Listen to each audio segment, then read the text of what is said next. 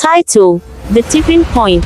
Mr. Nnduka laughed dismissively at his wife saying, "I am the man of the house," Nnduka would often declare, his voice carrying the weight of tradition. "I have the right to do whatever I want. It is my privilege," Mrs. Nnduka's wife said. "I am no longer bound by your traditions. If I have only one option, then I will choose to live as you do." In the heart of a lush African village named Ekili, nestled between rolling hills and shimmering rivers, unfolded a tale of power, tradition, and the unyielding spirit of a woman named Ndidi. The village thrived under the weight of tradition, where men wielded unchecked freedom, particularly in their marital affairs.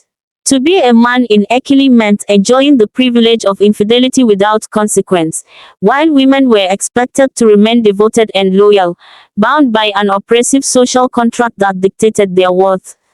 Ndidi lived quietly in the shadow of her husband, Mr. Nnduka, a tall, broad-shouldered man known for his booming laughter and success in the market. He was proud of his position as a businessman in the village, and his ego swelled with each passing day, solidified by the belief that he could distance himself from consequences simply because he was a man. "I am the man of the house," Nnduka would often declare, his voice carrying the weight of tradition. "I have the right to do whatever I want. It is my privilege." He would remind Ndidi of that right whenever she questioned him about his late nights spent away from home. For a while, Ndidi accepted her role in silence, nurturing their 2 children and tending to the home while Nnduka reveled in his extramarital flings. Though she felt the heart hollowing her out each time she spotted the telltale signs of his indiscretions, doubt enveloped her. Was this really her fate as a woman in Ekili? One evening, after yet another late night where Nnduka returned reeking of another woman's perfume, she could finally bear it no longer. With a voice trembling from years of pent-up frustration, she confronted him. "Nnduka, you owe me your loyalty. I am not just your servant, I am your wife." He laughed dismissively. "Loyalty, Ndidi, the council has made it clear men are allowed to enjoy the company of other women. You should be proud to have a man like me." Heartbroken and seeing no change in her husband's stubbornness, Ndidi decided to seek help from the village council, hoping for understanding or intervention. The elders of Ekili were known to be staunch guardians of tradition, their leathery faces riddled with age-old wisdom yet blinded by their rigid beliefs. As she presented her case, the elders listened in silence, their expressions unyielding. After much deliberation, the head elder spoke, his voice like gravel. "Ndidi, you must understand that this is our tradition.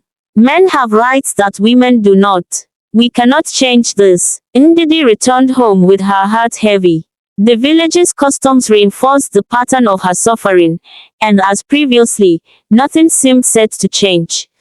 But deep within her, the embers of rebellion began to flicker. Days turned into weeks, and Ndidi hatched a plan. She noticed that some men in the village, enticed by allure but shackled by conscience, were often lonely in their pursuit.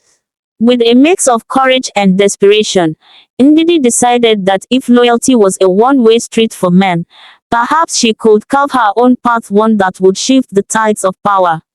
In secret, she began to form relationships with the village's younger men, allowing herself the freedom Nnduka had so recklessly claimed. She felt a thrill in her heart, liberating herself from the weight of oppression, each stolen moment fueling her spirit. But Ndidi's actions had unintentional consequences. As her reprisal unfolded, word began to circulate through the market and gossip circles. Nnduka, oblivious to the cause but sensing a disturbance in the village's atmosphere, noted how neighbors that once greeted him began to grow distant.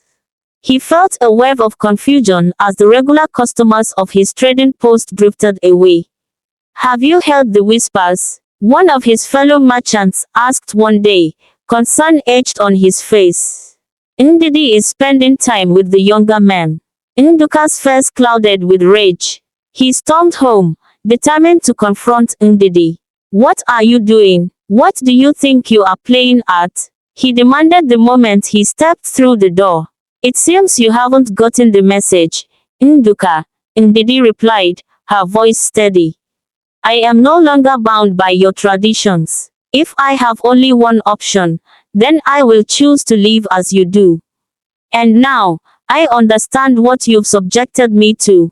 The dangerous dance of pride and fury began. Nnduka's business continued to dwindle as customers avoided dealing with a man whose wife's honor had been challenged. Once a respected figure, he fell from grace, and whispers of shame haunted his steps in the marketplace. Days turned into tumultuous weeks, and Nnduka's frustration morphed into desperation. In effort to reclaim his dignity, he approached the council once more, attributing his demise to his wife's actions. "I demand justice," he roared. "Ndidi must be punished for her betrayal." The elders listened, but this time, their expressions shifted from dispassionate neutrality to unease. They were aware of the changing dynamics, how Ndidi's defiance had ignited voices among the women in the village, echoing her cries and refusing to accept their fate as silent bystanders. Elders conferred, and then the held elder spoke, cautious but firm. "Nnduka, the winds of change are upon us. You cannot seek recompense for something you have allowed to unfold. Your privilege, when abused, must be examined." As the elders deliberated, the population continued to shift. The village women, empowered by Ndidi's courage, began rallying. They bonded over shared stories, weaving a tapestry of strength, each woman willing to stand for herself. With solidarity, they began to voice their frustrations, better intentions behind their campaigns for equality and respect. Finally, the day came when the council made a historic decree. Gone were the days when only men held the privilege of indulgence without consequences. New rules emerged, establishing a mutual code that both men and women were expected to adhere to, potent with the understanding that trust must underpin their relationships in order to flourish. Nnduka, facing the repercussions of his choices, found himself rebuilding not just his business but his reputation. He learned lessons in humility and valor. He approached Ndidi with newfound respect, seeking to restore their bond, recognizing her as a partner and not merely a possession. Ndidi, now a woman emboldened by her journey, retained her agency. She stood resolutely as she accepted Nnduka's plea for a fresh start. Here, within the complexities of love and trust, they began to rebuild their life together, bucking tradition while fostering an environment where both honor and freedom could breathe.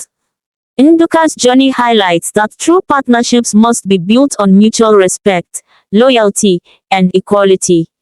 When one partner feels entitled to privileges that the other does not share, it breeds resentment and conflict. Healthy relationships thrive when both individuals maintain a sense of agency and are held to the same standards.